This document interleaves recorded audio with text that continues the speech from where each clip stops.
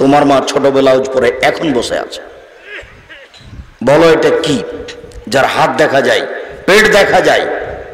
আমি শাড়ি হারাম পোশাক বলিনি, শাড়ি পরা যায়।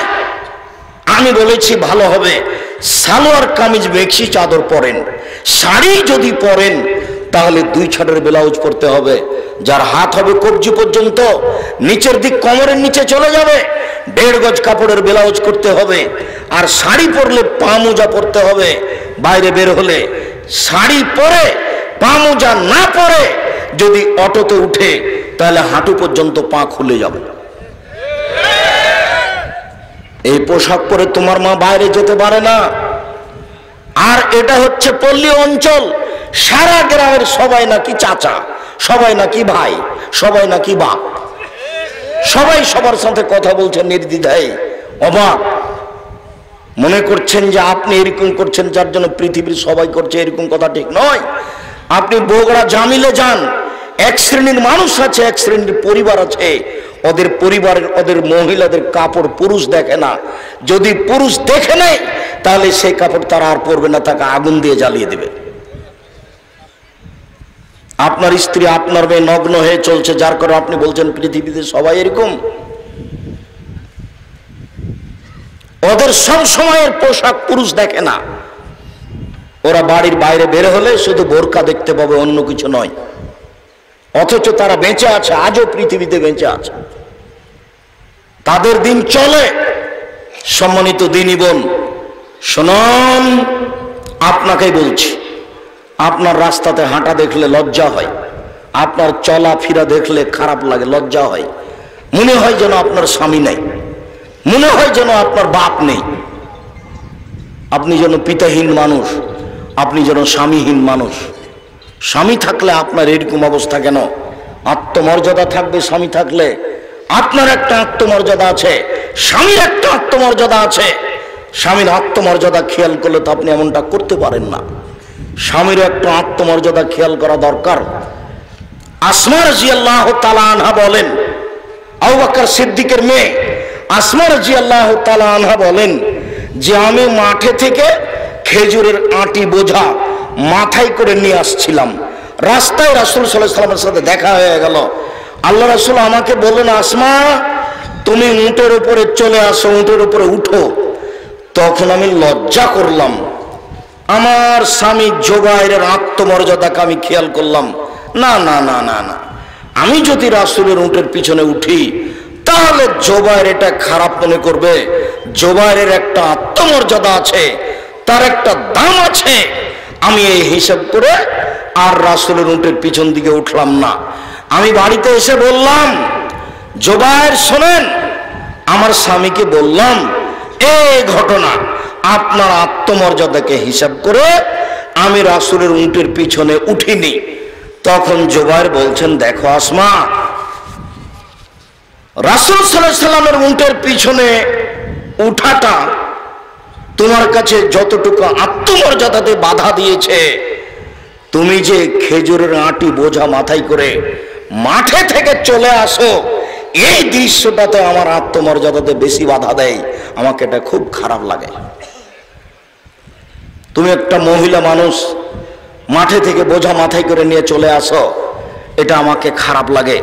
হাদিস বুখারী মুসলিম, তার নাম আত্মমর্যাদা।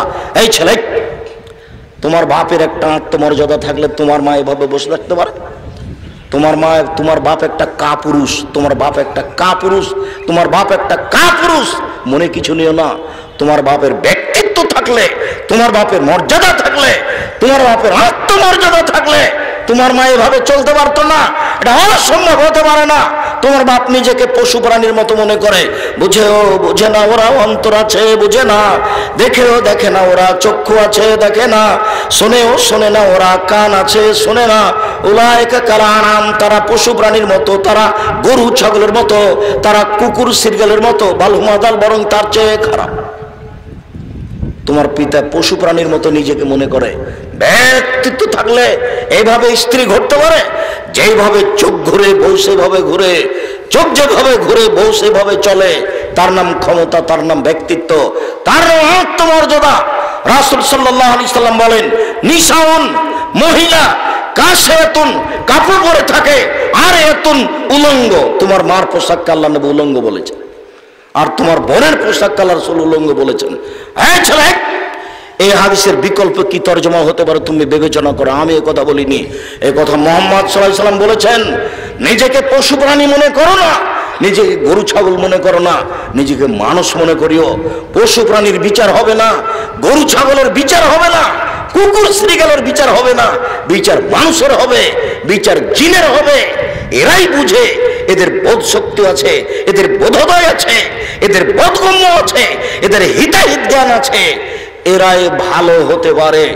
যেহেতু ভালো হচ্ছে না, কাজে এরা পশু প্রাণীর মতো, এরা গরু ছাগলের মতো, এরা কুকুর শ্রীগালের মতো। তবে আল্লাহ তাদেরকে কুকুর শ্রীগাল বলেননি। পরিবর্তন হতে পারে। আজকেই পরিবর্তন হতে হবে তোমাকে, আজকেই পরিবর্তন হতে হবে তোমার মাকে, আজকেই পরিবর্তন হতে হবে তোমার বোনকে। সিদ্ধান্ত পরিবর্তন করুন আপনি আমার দিনী বোন। রাসূল সাল্লাল্লাহু আলাইহি ওয়াসাল্লাম বলেন, মাইলাতুন, এরা পুরুষকে নিজের দিকে আকৃষ্ট করে। মমিলাতুন, তারা পুরুষকে নিজের দিকে আকৃষ্ট করে। মাইলাতুন, এরা নিজেরা আকৃষ্ট হয় পুরুষের দিকে। এরা বাড়িতে যখন থাকে তখন ভালোই থাকে, যখন বাড়ি থেকে বের হয় রাস্তায় চলে তখন কেন জানি কেমন কেমন করে, আনছান আনছান করে। একবার ডান দিকে যায়, একবার বাম দিকে যায়, একবার হাত নাড়ে, একবার চুল নাড়ে, কেন জানি কেমন কেমন করে। তার মানে এরা পুরুষের দিকে আকৃষ্ট হয়েছে। লাইট খোলা জান্নাত, এরা জান্নাতে যাবে না, জান্নাতে তো যাবে না, যাবে না। ওয়ালা ইয়াজিদনা রিহাহা, এরা জান্নাতের গন্ধ পাবে না। ফাইনা রিহাহা লা তুজাদু মিন মাসরাতি কাদা ওয়া কাদা, যে জান্নাতের গন্ধ 1 বছরের দূরত্ব পথ থেকে পাওয়া যায়, এটা জান্নাত। এখানে একটা দ্রুতগামী ঘোড়া দৌড়াতে আরম্ভ করে 1 বছর দৌড়াই, এই যত পথ যাবে ওই পথের মাথায় কেউ যদি দাঁড়ায় তাহলে জান্নাতের গন্ধ পাবে।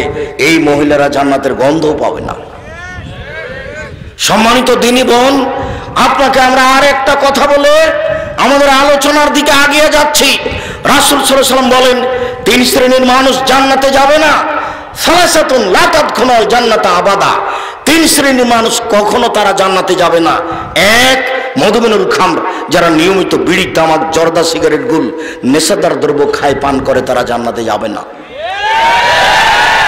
এমন ভাবে আজ থেকে আপনি বিড়ি সিগারেট ছেড়ে দিবেন, দোকানদার যেন একেবারে যা কিনেছিল সেটা যেন মালিককে ফেরত দিয়ে আসে বা ফেলে দেয়, আগুন দিয়ে জ্বালিয়ে দেয়। আর তুমি যদি আবার এখান থেকে উঠে গিয়ে আবার সিগারেট লাগাও, তখন তুমি মনে করি কি ব্যাপার, আমি কি পশু নাকি? বুঝেও তো বুঝলাম না, আমি তো বুঝলাম, তারপরে আবার আমি ভালো হতে পারলাম না কেন? তাহলে কি আসলে আমি পশুর মতো হয়ে গেছি? ফকির ভিক্ষা চাইলে বলেন মাফ করো, আর ওই টাকা দিয়ে বিড়ি সিগারেট কিনে দিন রাত খান, শরম হয় না কেন? রাসূল সাল্লাল্লাহু আলাইহি ওয়াসাল্লামকে জিজ্ঞাসা করা হয়েছিল, আল্লাহর নবী, আইউল আমাল আফজাল, পৃথিবীতে কর্ম হিসাব সবচেয়ে উত্তম কোনটা? মানুষ যে সব কাজ করে তার সবচেয়ে ভালো কাজ কোনটা? তখন আল্লাহ রাসূল উত্তরে বললেন, তুতেমুত্তাম ওয়া তাকরাউ সালাম আলামান আরাফ তাওমান লাম তারিফ, তুমি দুস্থ গরিব ফকির মিসকিনকে খেতে দেবা, এটাই তোমার জীবনে সবচেয়ে ভালো কাজ। 2, যাকে চিনো তাকেও সালাম দিবা, যাকে চিনো না তাকেও সালাম দিবা। দেখে সালাম দিতে হবে এই কথা নয়, মৌলানা সাহেবকে সালাম দিতে হবে এই কথা নয়, যাকে চিনেন তাকেও সালাম দিবেন, যাকে চিনবেন না তাকেও সালাম দিবেন। মিশরে কয়েকদিন ছিলাম, তো একটা জিনিস দেখেছিলাম, মিশরের মাটিতে সবাই কোরআন মাজিদ পড়তে পারে, ভ্যান চালক, রিক্সা চালক, অফিসার, মন্ত্রী, এমপি, সবাই কোরআন মাজিদ পড়তে পারে, সবাই সবাকে সালাম দেয়। মন্ত্রী ও রিক্সাওয়ালাকে সালাম দিচ্ছে, সবাই সবাকে সালাম দেয়। যদি একটা খারাপ বৈশিষ্ট্য আছে, প্রায় সবাই দাড়ি চাচে, তবে সবাই সবাকে সালাম দেয়। চিনে সালাম দিবেন না। আর 10 জায়গাতে সালাম দেওয়া নিষেধ, এই কথাটাও মিথ্যা। তার মধ্যে এক জায়গা হচ্ছে যখন খাচ্ছে তখন সালাম দিতে হবে না, এই কথাটা মিথ্যা। আপনারা খাচ্ছেন এই জন্য সালাম দিচ্ছি না, মনে কিছু নিয়েন না। এতগুলি বাক্য চললো আর আসসালামু আলাইকুম চলবে না? কেমন ধর্ম? বলছে আব্দুর রাজ্জাক সাহেব আপনি তো খাচ্ছেন সেজন্য সালাম দিলাম না। তো এগুলো তো চলছে কথা, তো সালামটাই চলে না। ফেকার বইয়ে লেখা আছে 14 জায়গাতে সালাম দেওয়া নিষেধ, তার মধ্যে এটাও আছে।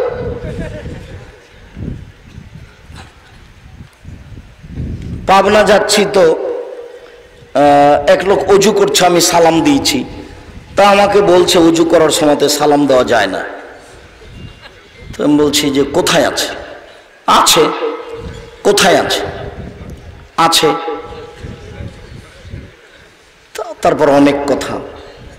আল্লাহ মাফ করো, অজু করার সময়তে সালাম দেওয়া যায় না, এ কোন কথা? রাসূল সাল্লাল্লাহু আলাইহি ওয়াসাল্লাম বলছেন যাকে চিনো তাকেও সালাম দিবা, যাকে চিনো না তাকেও সালাম দিবা। মোবাইলের রিং হচ্ছে, অন করে দিয়ে আপনি সালাম দেন। হিন্দু হোক, মুসলমান হোক, বৌদ্ধ হোক, খ্রিস্টান হোক, সে যেই হোক না কেন, চাঁদে ডোম হোক, চামার হোক, হাঁড়ি হোক, সে যেই হোক না কেন, মুচি হোক, মেথর হোক, আপনি তাকে সালাম দিবেন। যদি আপনি নাম্বারে চিনতে পারেন যে হিন্দু, তাহলে আপনি সালাম দিবেন না, তাহলে আপনি বলবেন জি ধন্যবাদ, কি বলছিলেন। যদি আপনি চিনতে না পারেন, সে যেই হোক, পশু প্রাণী, গরু ছাগল, যে আপনার সাথে কথা বলছে, আপনি তাকে সালাম দিবেন। রাসূল সাল্লাল্লাহু আলাইহি ওয়াসাল্লাম বলছেন তুমি যাকে চিনো তাকেও সালাম দিবা, যাকে চিনো না তাকেও সালাম দিবা। হাদিস তো বুখারী মুসলিম, এটা আপনি কি বুঝলেন? মোবাইলের নাম্বার দেখে আপনি চিনতে পারছেন না, অতএব আপনাকে আর বিবেচনা করতে হবে না। আর আপনাকে তো বলেছি আপনি হ্যালো বলিয়েন না, হ্যালো কুকুরকে বলে। হ্যালো কাকে বলে ডাকে? কুকুরকে বলে ডাকে। কই আমি তো আপনাকে কোনোদিন বলিনি হ্যালো, আমি তো আসসালামু আলাইকুম বলি। সবাই যে বলছে মাওলানা সাহেব বলছে, তো মাওলানা সাহেব বলছে, তা আমি কি করব? আমি বলিনি কোনোদিন, আমি হ্যালো শব্দ ব্যবহার করি না। হ্যালো বলে কুকুরকে ডাকে।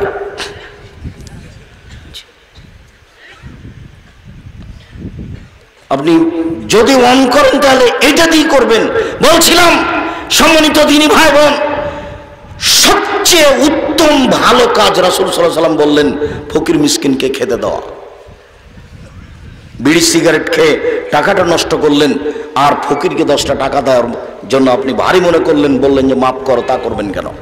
আমি তো জানি না আপনি জামিয়া সালাফিয়াতে টাকা পয়সা পাঠান কিনা। যদিও আমি বলেছি যে আপনার টাকা ছাড়াও জামিয়া সালাফিয়া গড়বে, কিন্তু আপনি তো নেয়ামতপুর থানার মানুষ, আপনি আমার কাছের মানুষ, আপনি আমার দিনী ভাই, আপনি আপনার দিনী বোন। আমি জানি না আপনার টাকা পয়সা জামিয়া সালাফিয়াতে খরচ হয় কিনা। মাসে 26 লক্ষ বেতন লাগে এখন। তা আপনার কত টাকা আছে এখানে? আমি বলেছি আপনার টাকা না হলে জামিয়া সালাফে গড়বে ইনশাআল্লাহ। তবে আমি কথা বলেছি যে আপনার টাকা ছাড়া হয়ে যাক, এটা আমি চাইনি। পতিতালয়ের মহিলা যদি কুকুরকে পানি পান করে জান্নাত পেতে পারে, পতিতালয়ের মহিলা যদি কুকুরকে পানি পান করে জান্নাত পেতে পারে, তাহলে জামিয়া সালাফে 10টা টাকা দান করে জান্নাত হবে ইনশাআল্লাহ। আপনাকে আমি জামিয়া সালাফের মুখপত্র পত্রিকা মাসিক আল ইতিসাম পত্রিকা পড়তে বলেছি। 10 জন মুফতি আছে, একাধিক জন লোক আছে, কর্মচারী আছে, লক্ষ লক্ষ টাকা তার পিছনে খরচ হয়, আর আপনি 20, 25, 30 টাকা খরচ করেন না। কৃপণতা আমাকে দেখিয়ে আপনি মনে করিয়েন না যে আব্দুর রাজ্জাক সাহেবকে ঠগিয়ে দিয়েছি, এটা আপনি মনে করিয়েন না। আমি জীবন বাজি রেখে প্রাণপণে চেষ্টা চালিয়ে যাচ্ছি সঠিক ধর্ম জাতির সামনে পেশ করা, মুখে কলমে মিডিয়ায়। আপনি মূল্যায়ন না করলে আমার কিছু করার নেই। আপনাকে আমি বলেছি কোরআন মাজিদের গায়ে ভাবে লেখা আছে। আপনাকে আমি বলেছি বইয়ের নাম মুকসিদুল মুমিনিন, তার একটা হেডলাইন আছে যে অবিবাহিত ছেলে মেয়ের পড়া নিষেধ, যে দেখে সেই পড়ে, যে দেখে সেই পড়ে। তার মানে হেডলাইনটাই মিথ্যে, হেডলাইনই ঠিক হয়নি। এই ছেলে, এই বই পরিবর্তন করতে হবে, লেখকের জন্য ক্ষমা চাইতে হবে। শোনো, এই হেডলাইনের পরে লেখা আছে যা আল্লাহর হস্তে একটাও সত্য কথা নয়, আর সব সরাসরি কোরআন মাজিদের বিরোধী। হেডলাইনের পরে লেখা আছে ভরা পেটে স্ত্রী মিলন হলে ছেলে ভ্যাংচা হয়, সফরের পূর্বে স্ত্রী মিলন হলে ছেলে টেরা হয়, চন্দ্র সূর্য গ্রহণে ছেলে স্ত্রী মিলন হলে ছেলে কানা হয়। হুবাহু কোরআন মাজিদের বিপরীত লেখা আছে কলমে, যার জন্য কলমের দাম আছে। মাসিক আল ইতিসাম পত্রিকাকে আপনাকে মূল্যায়ন করতে হবে। বলছিলাম যখন ইব্রাহিম আলাইহিস সালামের সাক্ষাৎ হয়ে গেল বাপের সাথে, আজরের সাথে, ইব্রাহিম আলাইহিস সালাম বলেন আব্বা আপনাকে আমি বলেছিলাম আপনি আমার নাফরমানি করিয়েন না। তখন তার বাপ বলবে বেটা আজ তুমি যা বলবে তাই মেনে নিব। তখন ইব্রাহিম আলাইহিস সালাম বলবেন, আজ আমি জান্নাতে যাব, আমার বাপ জাহান্নামে যাবে, এর চেয়ে বড় অপমান কি হতে পারে? তখন আল্লাহ উত্তরে বলবেন, ইব্রাহিম শুনুন, আপনার পিতা আমার নবী ইব্রাহিমকে মানেনি, অতএব তার জাহান্নাম হবে, এটাই ঠিক। বাপ যদি ভুল পথে থাকে, বেটা বিচারের মাঠে তাকে রক্ষা করতে পারবে না। কিয়ামতের মাঠ বড় কঠিন, যেখানে ইব্রাহিম আলাইহিস সালাম কোনো কাজে আসবেন না। কিয়ামত যত কঠিন, জাহান্নাম তার চেয়ে অনেক অনেক অনেক বেশি কঠিন। কি দিয়ে বোঝায় আপনাকে আমি জাহান্নাম কত কঠিন? মহান আল্লাহ বলেন, ফাম্মান সাকালাত মাওয়াজিনুহু, বিচারের মাঠে, ফাম্মান খাফফাত মাওয়াজিনুহু, বিচারের মাঠে যার নেকির পাল্লা হালকা হয়ে যাবে, তার থাকার জায়গা হবে অতীব গহ্বর হাবিয়া। মুহাম্মদ সাল্লাল্লাহু আলাইহি ওয়াসাল্লাম, আপনি বলতে পারেন হাবিয়া কি জিনিস? হাবিয়া নামক জাহান্নামের পরিচয় আপনার জানা আছে? আল্লাহ বলবেন, আমি বলি, নারুন হামিয়া, তা হচ্ছে জ্বলন্ত উত্তপ্ত আগুন।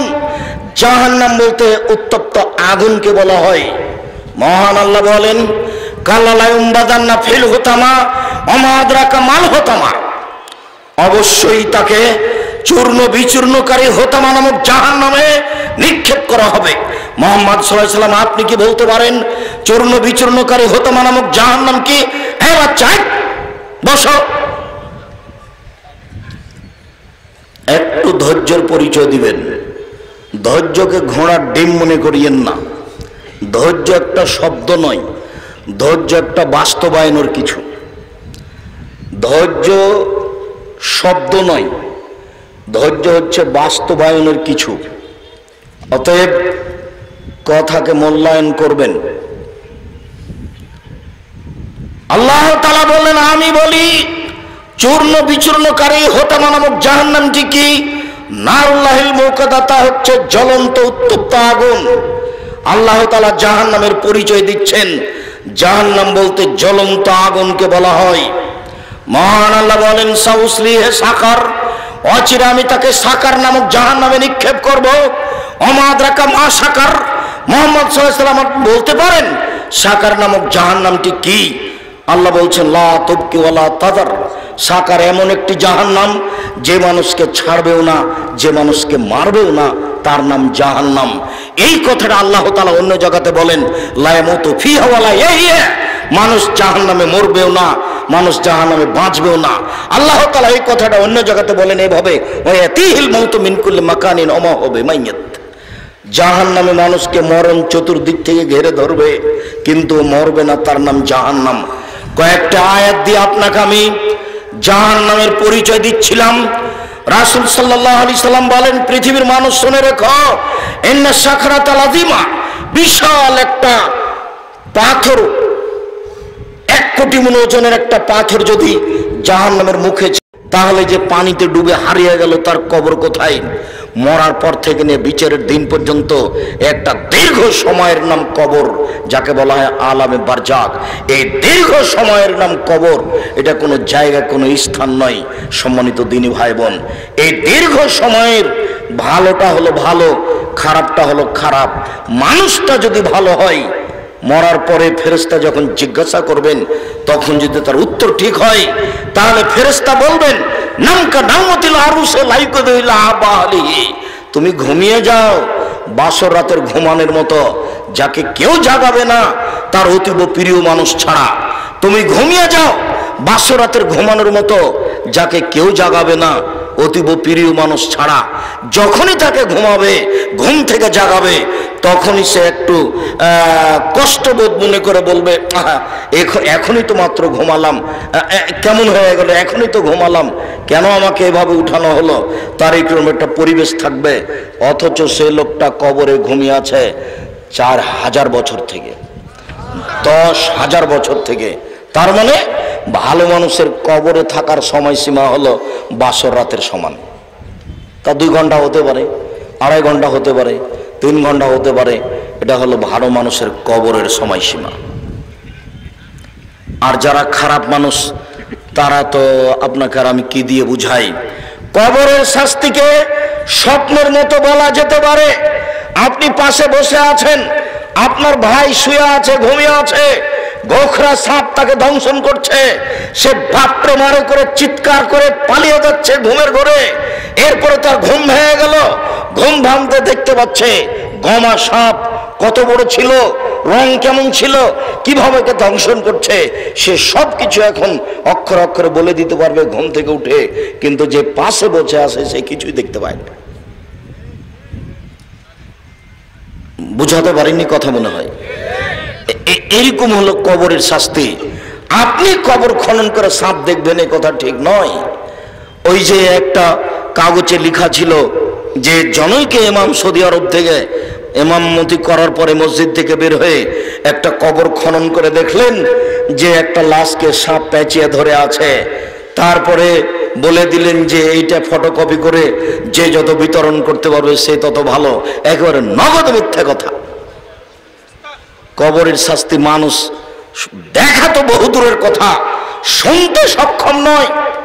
কবরের শাস্তি দেখা তো বহু দূরের কথা, মানুষ শুনতে সক্ষম নয়।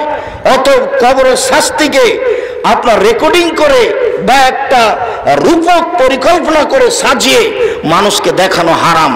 এটা মানুষের পক্ষে সহজ সম্ভব নয়। কবরের শাস্তি, কবর যত কঠিন কিয়ামত তার চেয়ে অনেক বেশি কঠিন। কিয়ামত যত কঠিন জাহান্নাম তার চেয়ে অনেক অনেক অনেক বেশি কঠিন। কি দিয়ে বুঝায় আপনাকে আমি জাহান্নাম কত কঠিন, কিয়ামত। লাকে ইব্রাহিম আবাহু আজার, বিচারের মাঠে ইব্রাহিম আলাইহিস সালাম তার পিতা আজরের সাথে সাক্ষাৎ করবেন। আজরের সাথে সাক্ষাৎ করে বলবেন আলাম আকুল্লা আল্লাহ তাসিন, আব্বা আপনাকে আমি বলিনি যে আপনি আমার নাফরমানি করিয়েন না? কতবার বলেছিলাম আব্বা আপনি আমার নাফরমানি করিয়েন না, আপনি আমার কথা শোনেন, আপনি আমার কথা শোনেন।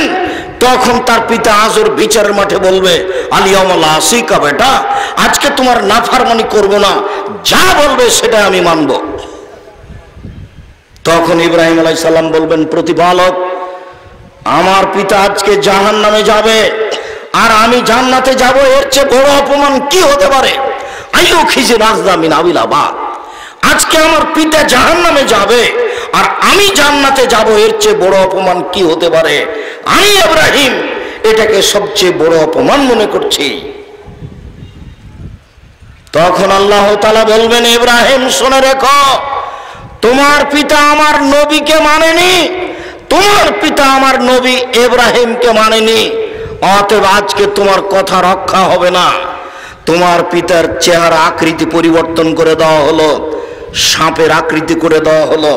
ইব্রাহিম আলাইহিস সালাম সে তার নিজের পিতাকে হাদিয়ে ধরে জাহান্নামে নিক্ষেপ করবেন। যদিও অপরিচিত শব্দ ব্যবহার করা হয়েছে যে তার পিতাকে সাপে পরিণত করা হবে, তারপর তার পা ধরে, সাপের পা ধরে জাহান্নামে নিক্ষেপ করা হবে। বাস্তবত ইব্রাহিম আলাইহিস সালাম নিজেই করবেন। যখন তার পিতার আকৃতি পরিবর্তন হয়ে যাবে তখন তিনি নিজে ধরে তাকে জাহান্নামে নিক্ষেপ করবেন। বিচারের মাঠে আল্লাহ তাআলা বলবেন এই বাচ্চা, ওই ছেলেটা ওইভাবে হাঁটছে কেন? ও তো আরো মানুষ তার দিকে দেখলে তো আমার কথা বুঝতে পারবে না। দয়া করে কোনো কাজ দেখায়েন না, কিছুক্ষণ অপেক্ষা করেন। আমি আব্দুল্লাহ বিন ফজল নই যে ভোর পর্যন্ত বক্তব্য দিব। আমি অত কোরআন হাদিস জানি না, সারা রাত বক্তব্য করি না। আপনি দয়া করে নিজের কোনো কাজ দেখাবেন না। আমি আপনার জন্য এসেছি কষ্ট করে। মহিলা মানুষ আপনাকে বলছি, ঢং ঢং করে এসেছেন, ঢং ঢং করে গল্প করতে করতে যায়েন না। আপনার একটা লজ্জাবোধ থাকা দরকার, আপনার একটা ইতস্তবোধ থাকা দরকার, একটা আপনার হায়াবোধ থাকা দরকার। আপনি মহিলা মানুষ, আপনার একটু শরম হয় না কেন? আপনার একটু হায়া হয় না কেন? এত গল্প করেন কেন? ঢং ঢং করে গল্প করতে করতে আসলেন, আবার চলে যাচ্ছেন। আপনি বুঝতে পারেন না যে আমি মহিলা মানুষ, আমার একটা লজ্জার ব্যাপার আছে, আমার একটা শরমের ব্যাপার আছে। জাহান্নাম মহিলা দিয়ে ভরা, দিন রাত শুনছেন, হুঁশ হয় না? জাহান্নাম বলতে নারীকে বুঝায়, জাহান্নাম বলতে নারীকে বুঝায়। এ কথা আমরা তো বলিনি, এ কথা মুহাম্মদ সাল্লাল্লাহু আলাইহি ওয়াসাল্লাম বলছেন। আল্লাহ রাসূল বলছেন আমি জাহান্নামের দিকে তাকিয়ে দেখলাম অধিকাংশই নারী। আবু হুরায়রা রাদিয়াল্লাহু আনহু তুমি এভাবে সাড়া দেবা না কথায়, চুপচাপ বসে থাকো। তুমি লজ্জাবোধ করো। তোমার মাই তো এখানে বসে আছে ছোট ব্লাউজ পরে, তোমার শরম হয় না? তোমার ইতস্তবোধ হয় না? তুমি বলে দিও তোমার মা যেন এরকম ছোট ব্লাউজ পরে আর দিন না কাটায়, সময় না কাটায়। তোমারও তো ইতস্তবোধ হওয়া দরকার। তোমার বাপ এখন দাড়ি চেঁচা এখানে বসে আছে, ঢং দেখাচ্ছ, ধর্মকে পাগল পেয়েছো বাপ বেটা। নিজেকে মুসলমান মনে করো, দিন ধর্ম মেনে চলার চেষ্টা করো। সময় শেষ, মরণ চলে আসবে, আজ হোক আর কাল হোক। ফেরাউন ডুবে গেছে, যেহেতু ফেরাউন ডুবে গেছে ক্ষমতা দেখিয়ে, কাজে পৃথিবীর কোনো মানুষ যেন ক্ষমতা দেখিয়ে বাঁচতে না চায়। ক্ষমতা দেখিয়ে বাঁচতে চাওয়ার কোনো পথঘাট মানুষের কাছে নেই। অতএব লজ্জাবোধের দাবি রাখি। কথার মধ্যে উপস্থিত বৈঠকের মুসলিম বোন, আপনাকে নিয়ে দুটা কথা বলছি, শোনেন। আবু হুরায়রা রাদিয়াল্লাহু তাআলা আনহু বলেন, রাসূল সাল্লাল্লাহু আলাইহি সাল্লাম বলেছেন, সিনফান মিন আহলিন নার লামারাহুমা, দুই শ্রেণীর মানুষ জাহান্নামে যাবে আমি তাদের দেখিনি। দুই শ্রেণীর মানুষ জাহান্নামে যাবে আমি তাদের দেখিনি। কমন মাহুম সায়াতুন, এক শ্রেণীর মানুষ তাদের হাতে থাকবে লাঠি, কাদনাবিল বাকার, গাভীর লেজের মতো, একদিক মোটা একদিক চিকন, তাদের হাতে লাঠি থাকবে। ইয়াদরিবু বিহান নাস, তা দিয়ে তারা মানুষকে মারবে। প্রশাসনের হাতে এরকম লাঠি থাকে, যারা কলেজ বিশ্ববিদ্যালয়ে পড়ে ধর্মের শিক্ষার নামে ঢং করে বেড়ায়, তাদের হাতে এরকম লাঠি থাকে। যারা দলীয় দাপট দেখায়, দাঙ্গাবাজি করে, ক্ষমতা দেখায়, জোর করে জমি দখল করে, জোর করে এলাকা দখল করে, মানুষের মান সম্মানের হানি করে, মানুষকে জোর করে অপমান করে জেল হাজতে দেয়, এদের হাতে এরকম লাঠি থাকে। এরা যেন মনে করে জাহান্নাম আমার জন্য অপেক্ষা করছে। জুলুম করে, দাঙ্গাবাজি করে, ক্ষমতা দেখিয়ে, দাপট দেখিয়ে বেশি দিন টিকা যায় না। ফেরাউন ডুবে গেছে, অতএব আপনার জন্য জাহান্নাম অপেক্ষা করছে। আপনি থামুন। আপনাকে আমি অনুরোধ করেছি, ক্ষমতা দেখিয়ে, দাঙ্গাবাজি দেখিয়ে, জুলুমবাজি করে, মানুষের প্রতি অন্যায় অবিচার করে, ক্ষমতা দেখিয়ে, মানুষকে জেল হাজতে দিয়ে, মানুষকে অপমান করে এক মিনিট বাঁচার চেষ্টা করিয়েন না। নরম হয়ে, খুব নরম হয়ে থাকেন। মাটির মানুষ, মাটির মতো হয়ে থাকেন, ফলাফল ভালো হবে। সময় অল্প। কালকে ছিল 40 বছর, আজকে দেখছেন 60। কালকে ছিল 60 বছর, আজকে দেখলেন 80। তার মানে বেশি সময় নেই, অল্প সময়। আদম সন্তানকে, অন্তত মুহাম্মদ সাল্লাল্লাহু আলাইহি ওয়াসাল্লামের উম্মতকে বেশি সময় দেওয়া হয়নি। অল্প সময় বাঁচতে এসে মানুষের ক্ষতি করে বাঁচার চেষ্টা করিয়েন না, মানুষকে অপমান করে বাঁচার চেষ্টা করিয়েন না। এর ফলাফল ভালো নয়। রাসূল সাল্লাল্লাহু আলাইহি ওয়াসাল্লাম বলছেন, কেউ যদি কারো মান সম্মানের হানি করে, তাহলে সেই দিন আসার আগে যেন হাত ধরে সমাধা করে নেয়, যেদিন কোনো টাকা পয়সা থাকবে না। যেহেতু বিচারের মাঠে হাত ধরে ক্ষমাও হবে না, যেহেতু বিচারের মাঠে টাকা পয়সা দিয়ে বাঁচাও যাবে না, সেই দিন তখন নেকি দিয়ে বাঁচতে হবে। আমি একটা লোককে অপমান করেছিলাম, আমি এখন বাঁচবো কি দিয়ে? আমার নেকি দিয়ে। আমার নেকি দিতে দিতে যখন শেষ হয়ে যাবে, তখন আমি যাব জাহান্নামে, ও যাবে জান্নাতে। এটা হলো বিচারের মাঠে বিচারের পদ্ধতি।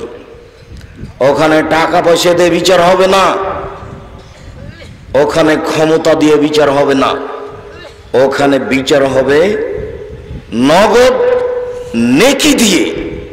জালেমকে তার নেকি বুঝিয়ে দিয়ে তাকে জাহান্নামে যেতে হবে, এটাই হলো বিচার।